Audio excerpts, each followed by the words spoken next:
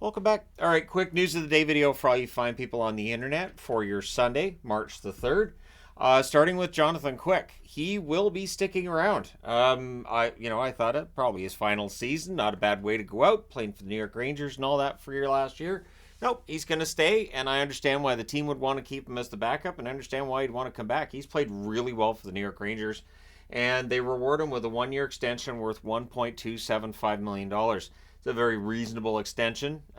He's on the older side, of course, amongst goaltenders, but he still looks pretty good this year. And as the backup, that could very well have added this year to his career. So good for him.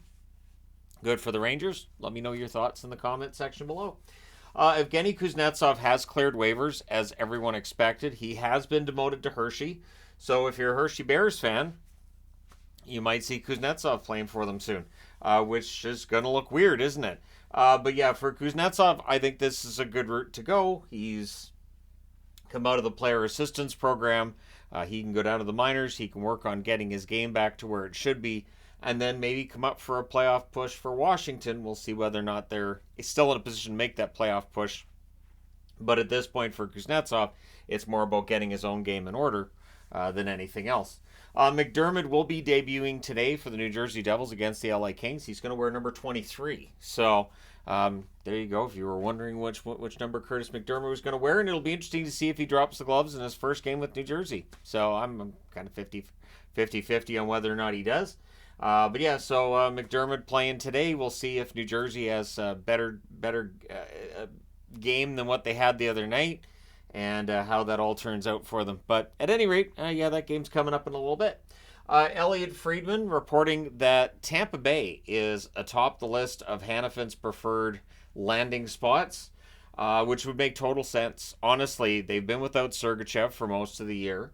Sergachev, of course, having setbacks, then he comes back, he gets hurt again.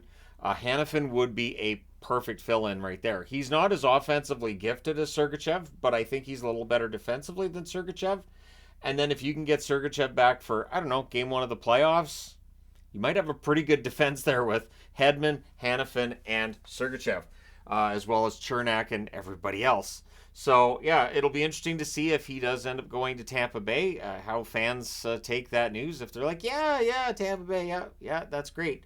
It's a good thing they got cap relief for the Sergachev injury, or not. But anyways, we'll see where Hanifin ends up. The Flames, with their 5-game winning streak, they're still 5 points out. So I do think that if Craig Conroy decides, you know what, we're not at that spot, we're still going to sell off Hanifin. I don't think fans are going to be that upset about it, but we'll see what that trade ends up looking like. PWHL note here, Toronto, who had a rough start to their season in the PWHL, have won 7 in a row. So right now they're in that top 4. Top 4, of course, make the playoffs. And the next game for Toronto will be Wednesday when they're hosting Boston, the PWHL Boston team. So good on Toronto, getting 7 wins in a row. And we'll see how the PWHL season winds down and all that. They're a little past the halfway mark at this stage. So, yeah, we'll see how it all goes. But there you go. Just a quick news of the day video. Let me know your thoughts. Hit like and subscribe in the event you've not done so already. Thank you guys so much for all your support. I will talk to you again soon.